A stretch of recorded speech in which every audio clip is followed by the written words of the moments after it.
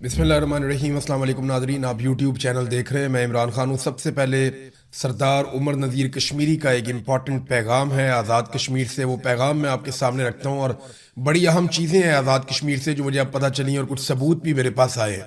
لیکن ساتھ میں پیپلز پارٹی اور پی ایم ایل این بھی آپس میں لڑ رہے ہیں، لیکن ان کی لڑائی کی حیثیت صرف اتنی ہے جیسے دو آوارہ جانور سڑک پہ آپس میں لڑ رہے ہیں، اور آپ وہاں سے گزر رہے ہیں رستے میں، اور آپ کو پتہ چلتا ہے اچانک دو آوارہ جانور آپس میں لڑ پڑتے ہیں، تو آپ ایک پتھر اٹھا کے انہیں مارتے ہیں کہ چلو دوڑ جاؤ یہاں سے۔ بس عوام کی اتنی دلچسپی ہے پی ایم ایل این اور پیپلز پارٹی کی لڑائی میں، عوام کی صرف اتنی سی دلچسپی ہے کہ نورا کشتی ہے، ادھر آپس میں لڑتے رہیں گے، پھر ہڈی کے اوپر اکٹھے ہو جائیں گے، ایک ہی ان کا مالک ہے، یہ وہیں جا کے دم ملائیں گے، وہیں جا کے جو ہے وہ یہ بوٹ چاٹیں گے اور کچھ بھی نہیں کریں گے، ان کی اتنی اوقات ہے۔ لوگ ان کو سیریس نہیں لے رہے، لیکن اصل معاملہ تو لاشیں گرنے کا ہے، جس سے توجہ ہٹانے کے لیے یہ آپس میں جعلی لڑائی کر رہے ہیں۔ عمر نذیر کشمیری نے بتایا کہ پاکستانی گورنمنٹ کی جانب سے بدترین جارحیت کی گئی ہے، اسٹریٹ فائر کیے گئے ہیں۔ اطلاعات کے مطابق 3 دن میں 40 سے زائد شہادتیں ہو چکی ہیں، سینکڑوں افراد زخمی ہو چکے ہیں، بدترین دہشت گردی کی گئی ہے۔ وہ ہتھیار استعمال کیے گئے جو لائن آف کنٹرول پر ہونے چاہیے، جو ہندوستان پہ استعمال ہوتے ہیں۔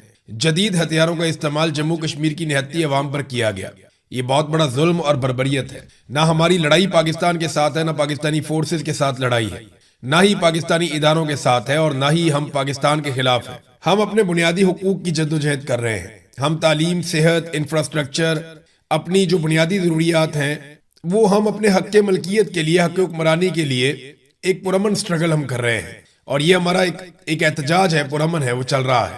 تو ساتھ انہوں نے یہ بھی بتایا کہ ان کا جو یہ ایک چہرہ انہوں نے بنایا ہوا تھا، چھوٹا بھائی بڑا بھائی پاکستان کشمیر کا، وہ بھی بے نقاب ہو گیا پوری دنیا کے سامنے۔ بھارتی فوج کی طرف سے ہمارے جموں کشمیر کے عوام پر جو ظلم و بربریت ہوتا ہے، یہاں کا ظلم اس سے کئی گنا زیادہ ہو چکا ہے۔ پچھلے 53 دنوں میں ہماری 100 سے زائد شہادتیں ہو چکی ہیں، 1000 سے زائد زخمی ہو چکے ہیں۔ یہ تو بڑی خوفناک سچویشن ہے جو عمر نذیر کشمیری صاحب بتا رہے ہیں۔ ان کے اپنے بھائی بھی شہید ہوئے، لیکن دیکھیں اس کا بھائی شہید ہوا ہے، اس کے 4-5 جملوں میں آپ کو پوری بات سمجھ آ جانی چاہیے کہ قصور ملٹری اسٹیبلشمنٹ کا ہے، جوائنٹ ایکشن کمیٹی والوں کا نہیں ہے۔ وہ کیا کہہ رہا ہے ابھی بھی آپ اس کی بات کو غور سے سنیں۔ نہ ہماری لڑائی پاکستان کے ساتھ ہے، نہ پاکستانی فورسز کے ساتھ ہے، نہ پاکستانی اداروں کے ساتھ ہے، اور نہ ہی ہم پاکستان کے خلاف ہیں۔ ہم اپنے بنیادی حقوق کی جدوجہد کر رہے ہیں، یہ عمر نذیر کشمیری نے کہا۔ اس بات کو سمجھنا چاہیے پاکستانی ریاست کو، اور ریاستی اداروں کو، اور پاکستانی لوگوں کو، لیکن کوئی بات کو سمجھنے کے لیے تیار نہیں ہے۔ عالمی میڈیا ان خبروں کو چھاپ رہا ہے، نیو یارک ٹائم نے اس کو چھاپا، گارڈین نے اس کو چھاپا، الجزیرہ میں چھپی ہے۔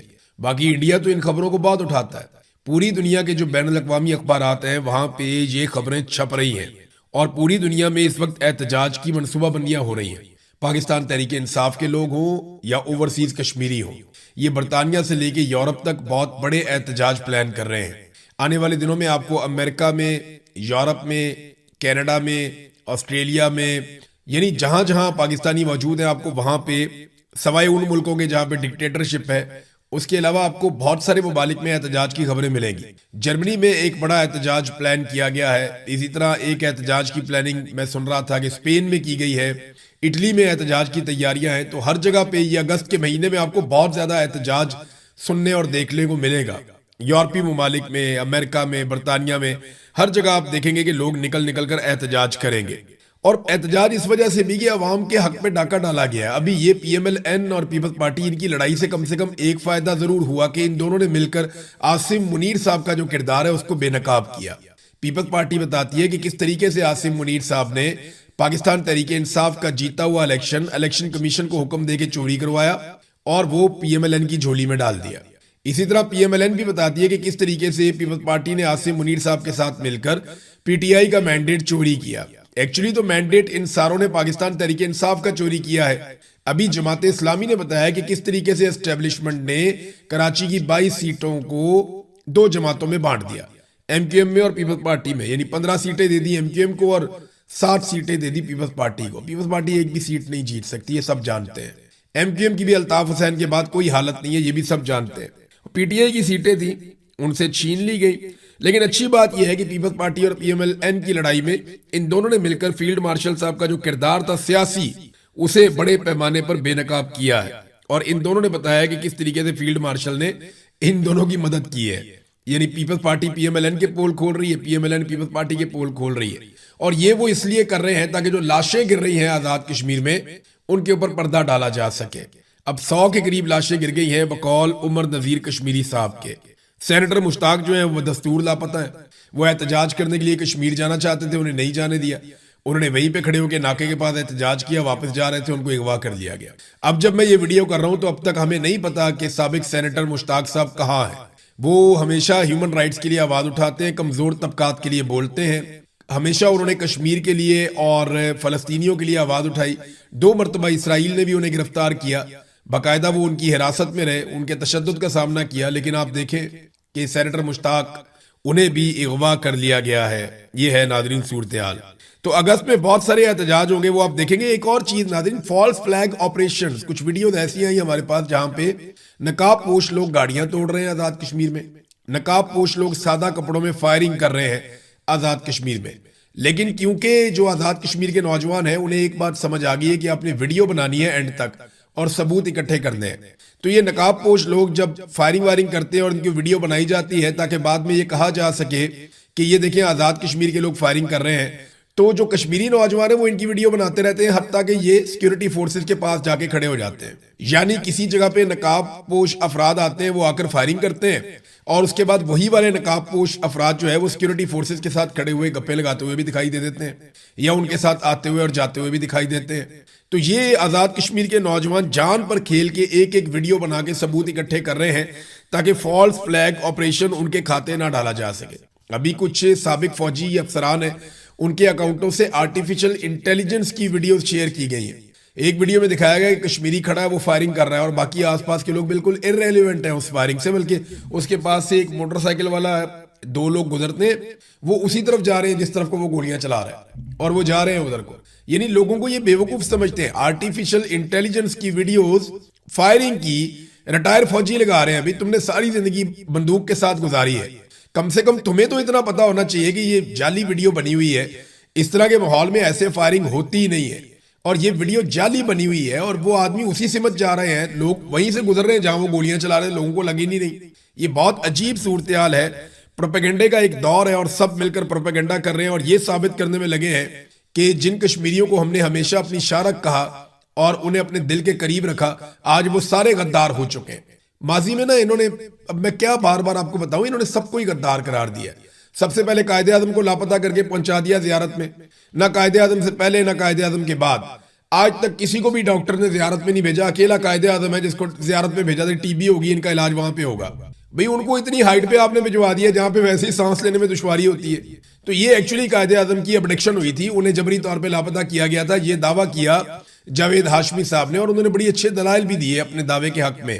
فاطمہ جناح بھی غدار, لیاقت علی خان بھی غدار, ذوالفقار دی بھٹو بھی غدار, شیخ مجیب بھی غدار, پھر اس کے بعد جناب جتنے سیاستدان آئے, بے نظیر بھی غدار, نواز شریف بھی غدار, عمران خان بھی غدار, اور عبدالغفار بھی غدار, پھر جو آپ کا اے این پی ہے یہ بھی غدار ہے, ایم کیو ایم بھی غدار ہے. کوئی پاکستان میں محب وطن ہے کوئی ایک, مجھے کوئی صحافی بھی غدار ہے, جج بھی غدار ہے, وکیل بھی غدار ہے, کوئی ایک مجھے پاکستانی فوج کے علاوہ کوئی آپ مجھے ایک ادارہ یا کوئی ایک پولیٹیکل پارٹی یا کوئی ایک ایسا معاشرے کا حصہ دکھا دیں جس کے اوپر غداری کا فتویٰ نہ لگایا گیا ہو. باقی سارے ہی غدار ہیں. بس پاکستان کے جو ملٹری جنرلز ہیں جو ریٹائرمنٹ کے بعد فوری طور پہ بیرون ملک اپنے کاروبار سیٹ کرتے ہیں, صرف وہ غدار نہیں ہیں. وہ ملٹری جنرل جن کے بچے بیرون ملک پڑھتے ہیں اور بہت زیادہ پیسہ وہاں پہ وہ خرچ کرتے ہیں اپنے بچوں کو پڑھانے کے لیے, جو ان کی تنخواہوں سے بہت دور کی اور اوپر کی بات ہے, لیکن اس کے باوجود وہ غدار نہیں ہے. جزیرے خریدنے والے بھی غدار نہیں ہیں, بہت بڑی بڑی فوڈ چینز بنانے والے بھی غدار نہیں ہیں, ریٹائرمنٹ کے بعد بڑے اہم عہدے لے لینے والے بھی غدار نہیں. غدار صرف ہم لوگ ہی ہیں. بیوروکریٹ غدار ہوگا, پولیس والا غدار ہوگا, یہ بیچارہ محکمہ مال والا غدار ہوگا, کوئی سیاستدان غدار ہوگا, کوئی صحافی غدار ہوگا, کوئی مولوی غدار ہوگا, کوئی بیچارہ دینی شخص ہے وہ غدار ہوگا, پٹھان غدار ہوگا, مہاجر غدار ہوگا, پنجابی غدار, سب غدار ہو سکتے ہیں, لیکن کوئی جرنیل کبھی غدار نہیں ہو سکتا, غدار نہیں ہو سکتا. ان کے علاوہ سب کے اوپر یہ ٹھپا پاکستان میں بار بار لگایا گیا. اب ناظرین, سچویشن پاکستان میں یہ ہے کہ جن اداروں کو اس وقت دہشت گردی کے خلاف لڑنا تھا وہ آزاد کشمیر میں مار کٹائی میں لگے ہوئے, وہ بلوچستان میں مار کٹائی میں لگے ہوئے, وہ پاکستان تحریک انصاف کو دھمکیاں دے رہے ہیں کہ تم فائنل کال کی طرف جاؤ گے تو ہم بھی فائنل یہ کر دیں گے، تو آپریشن کر دیں گے، تو کریک ڈاؤن کر دیں گے۔ وہ بندوبست کر رہے ہیں کہ ججوں کو قابو کیسے کرنا ہے، وہ طریقے ڈھونڈ رہے ہیں کہ 28ویں آئینی ترمیم کیسے لے کر آنی ہے۔ آپ اندازہ کریں سیاست کیسے کرنی ہے، وہ اس میں لگے ہوئے ہیں۔ اور دوسری جانب آپ یہ ہنگو کا ایک انسیڈنٹ ہوا چیک پوسٹ کے اوپر، خزینہ چیک پوسٹ ہے ہنگو میں، وہاں پہ دہشت گردوں کا ایک بڑا خوفناک حملہ ہوا، جہاں ایک ڈی ایس پی دیار خان شہید ہو گئے۔ ان کے بارے میں جو ابتدائی اطلاعات آئی وہ یہ کہ یہ بڑی بہادری کے ساتھ لڑے ہیں۔ اللہ رب العزت ان کے اہل خانہ کو سب کو صبر عطا فرمائے، انا للہ و انا الیہ راجعون۔ ڈی ایس پی دیار خان صاحب نے بڑی بہادری کے ساتھ مقابلہ کیا اور وہ شہید ہو گئے، اور ان کے ساتھ اس دہشت گردی کے حملے میں 11 پولیس اہلکار بھی شہید ہوئے ہیں۔ اب یہ ابتدائی اطلاعات ہیں جو میں آپ کو بتا رہا ہوں۔ اس کے علاوہ 32 پولیس والے زخمی بھی ہو گئے ہیں۔ ٹی ٹی پی نے ذمہ داری قبول کر لی ہے اس واقعے کی، اور یہ دعویٰ کیا ہے کہ انہوں نے کچھ اہلکاروں کو اغوا بھی کر لیا ہے یا یرغمال بنا لیا ہے۔ یہ جو خبر ہے رفعت اللہ اور زئی صاحب نے بھی دی ہے، دیگر کچھ اور صحافیوں نے بھی دی ہے۔ اس کے علاوہ سوات کے علاقے میں بھی دہشت گردی کا واقعہ رپورٹ ہوا۔ تو یہ ملٹیپل انسیڈنٹس خیبر پختونخوا میں ہو رہے ہیں۔ بلوچستان چلے جائیں تو سرحدوں کو وہاں پہ ریگولیٹ کرنے کی بجائے ان کو بند کر دیا گیا ہے، جس سے بہت بڑے پیمانے پہ لوگوں کے سارے کاروبار بند ہو گئے۔ اب بلوچستان کا جو ضلع نوشکی ہے وہاں پہ کرفیو لگایا ہوا ہے، لوگوں کا کاروباری زندگی مکمل طور پہ بند ہے۔ تشدد اور اغوا کے واقعات بڑھ رہے ہیں، دہشت گردانہ کارروائیوں میں اضافہ ہو رہا ہے، روزگار کی بندش ہے، جرائم میں اضافہ ہو رہا ہے۔ بلوچستان کو تباہی کے دہانے پر پہنچا دیا ان لوگوں نے، اور آج بھی بلوچستان کا جو حل ہے وہ سیاسی لوگوں کے پاس ہے۔ ملٹری آپریشنز میں یا طاقت کے بلبوتے پہ یا ڈنڈا اٹھا کے یا گولی چلا کے آپ بلوچستان کے مسئلے کا حل نہیں کر سکتے۔ جبری طور پہ گمشدگیاں اس مسئلے کا حل نہیں ہے، بلکہ وہ خود ایک بہت بڑا مسئلہ ہے بلوچستان کا۔ سیاسی لوگوں کو جب تک مینڈیٹ نہیں دیا جائے گا یا موقع نہیں دیا جائے گا، عوامی منتخب نمائندے آگے نہیں آئیں گے، تب تک بلوچستان کے زخم نہیں بھریں گے، وہاں مسائل حل نہیں ہوں گے۔ اب ناظرین ایک اور چیز میں آپ کو بتاتا ہوں کہ یہ پاکستانی عوام کو تو کچلتے ہیں، مختلف قومیتوں کو تو کچلتے ہیں، لیکن جو پاکستان کا رس نچوڑ رہے ہیں، جو پاکستانیوں کا خون پی رہے ہیں، ان کو نہیں پوچھتے۔ مثال کے طور پہ یہ ایک رپورٹ آئی ہے اور سرکاری رپورٹ ہے، سرکاری اعداد و شمار ہے، سینٹ سے نکل کر آ گیا کمیٹی میں سے۔ اعداد و شمار یہ بتاتے ہیں کہ پچھلے سال آئی پی پیز کو جو ہم نے پیسہ دیا ان میں 1149 ارب روپیہ ہم نے انہیں دیا، جو بجلی انہوں نے بنا کر ہمیں دی اس کے بدلے میں 1149 ارب روپیہ جو آئی پی پیز نے ہمیں بجلی بنا کر دی، ہم نے اس کے بدلے میں پچھلے سال دے دیا۔ لیکن 1800 ارب روپیہ جو اس سے کہیں زیادہ ہے وہ ہم نے آئی پی پیز کو دیا کیپیسٹی چارجز کی مد میں، یعنی جو بجلی انہوں نے کبھی نہیں بنائی اس کے بدلے میں ہم نے انہیں بجلی بنانے سے بھی زیادہ پیسہ دیا۔ 1149 ہم نے دیا بجلی کے بدلے میں، اور 1800 ہم نے دیا ارب، یہ ارب ہے، 1800 ارب یہ ہم نے دیا بجلی نہ بنانے کا پیسہ۔ پھر اس سال جو ہے وہ اپریل تک انرجی چارجز میں ہم نے 1023 ارب روپیہ دے دیا، اور اپریل تک ہم نے کیپیسٹی چارجز کی مد میں 1430 ارب روپیہ دے دیا۔ اب یہ 2000 ارب تک جائے گا جب سال پورا ہو جائے گا، آپ اندازہ کریں، یہ کیپیسٹی چارجز ہے۔ تو گزشتہ 5 سالوں میں جب سے شہباز شریف صاحب آئے ہیں اور آ کر بجٹ پیش کر رہے ہیں، ہم نے آئی پی پیز کو کل 7275 ارب روپے کے کیپیسٹی چارجز دیے ہیں۔ 7275 ارب روپے کیپیسٹی چارجز ہم نے دے دیے آئی پی پیز کو گزشتہ 5 سالوں میں۔ یہ پتا کتنا پیسہ بنتا ہے؟ یہ بنتا ہے 26 ارب ڈالر سے زائد، 26 ارب ڈالر۔ ایک ارب ڈالر کے لیے آپ ناک رگڑتے ہیں، کشکول لے کر پھرتے ہیں پوری دنیا میں، ایک ارب ڈالر کے لیے، اور یہاں پہ 26 ارب ڈالر آپ نے آئی پی پیز کو دے دیا۔ یہ آئی پی پیز 108 ہے۔ میرے خیال میں ان میں سے زیادہ تر آئی پی پیز کی اتنی کاسٹ ہی نہیں ہوگی جتنا پیسہ انہوں نے کیپیسٹی پیمنٹ کی مد میں لے لیا۔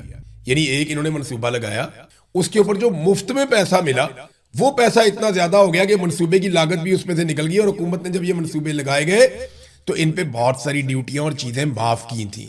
یعنی ان کے تو ساری انگلیاں گھی میں اور سر کڑھائی میں، اور ان کو پوچھنے والا کوئی نہیں ہے، کیونکہ یہ سارے کے سارے سیاستدانوں کے اور اسٹیبلشمنٹ کے لوگوں کے فرنٹ مین ہیں، اور یہ دن رات پیسہ بنا رہے ہیں اور جیبیں بھر رہے ہیں۔ یہ جو 108 آئی پی پیز ہیں، ان میں سے 75% ایسے ہیں جنہیں کبھی چیک ہی نہیں کیا گیا۔ یہ بھی انکشاف سینٹ کی قائمہ کمیٹی میں ہوا، ایمل ولی خان صاحب بتا رہے تھے۔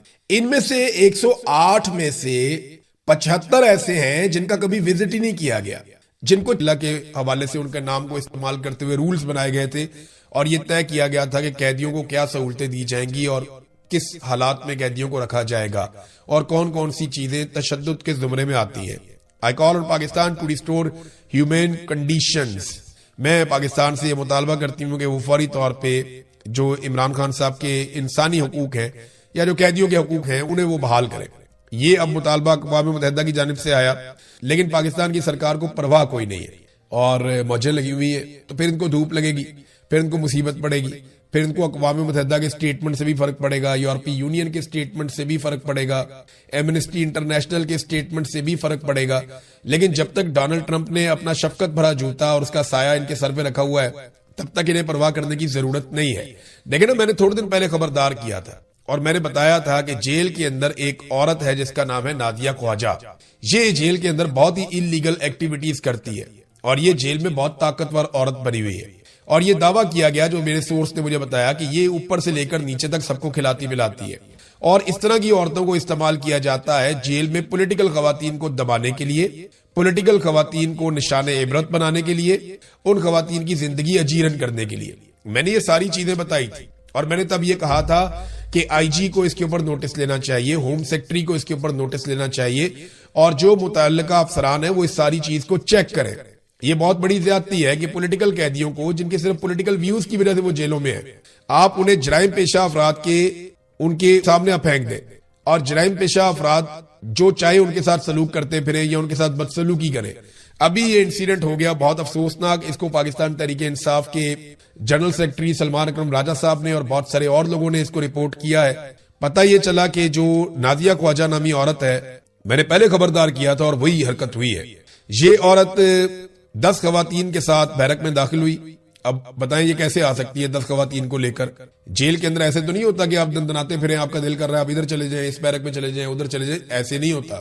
اب یہ 10 خواتین کو لے کر بیرک میں داخل ہوئی تو عالیہ حمزہ صاحبہ واش روم سے آ رہی تھی تو انہیں گلے سے پکڑ لیا اور تشدد شروع کر دیا. اب یہ ایک جان لیوا حملہ ہے، آپ کسی خاتون کا گلا دبائیں تو اس کی موت ہو سکتی ہے.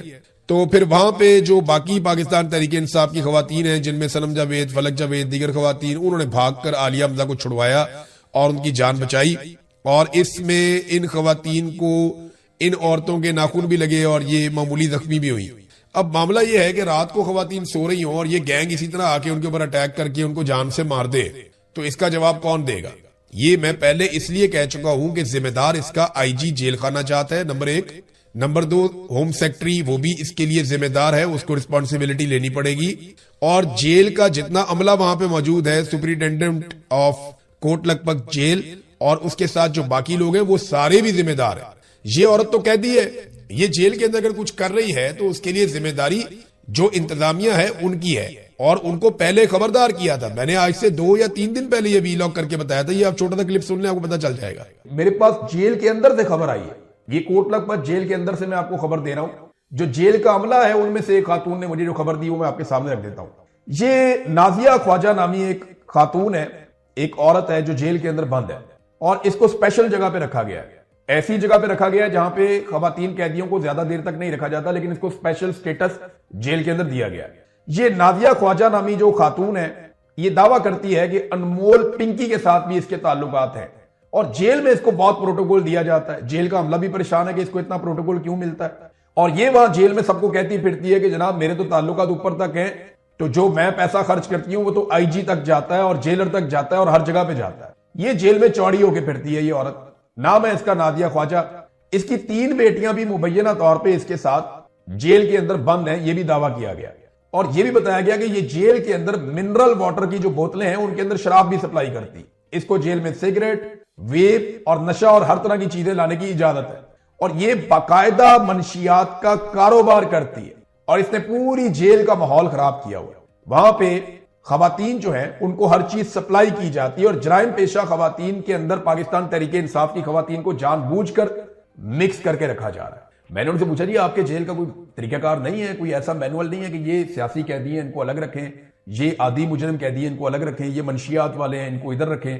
انہوں نے کہا جی سارا کچھ ہی ہوتا ہے، لیکن اس وقت پاکستان تحریک انصاف کی خواتین کو تنگ کرنے کے لیے جان بوجھ کے انہیں ایسی عورتوں میں بند کیا جاتا ہے جو ہارڈ کور کرمنلز ہیں، وہ آپس میں بھی لڑتی جھگڑتی رہتی ہیں اور ان کو بھی اریٹیٹ کرتی رہتی ہیں اور وہ نشہ کرتی ہیں، جس کی وجہ سے یہ گھریلو خواتین ہیں. ان کا صرف ایک جرم ہے نا کہ ان کا ایک موقف ہے، وہ پولیٹیکل خواتین ہے، مجرم تو نہیں ہے نا، کوئی جرائم پیشہ تو نہیں، تو ان کو بند کیا جاتا ہے ان کے ساتھ اور یہ بڑی زیادتی ہے. تو مجھے وہ جو سورس ہے انہوں نے کہا کہ جی آپ یہ خبر ضرور دیں, ہمیں امید ہے کہ آپ یہ خبر دیں گے تو اس کی انکوائری ہوگی کہ یہ خاتون اور ان کی جو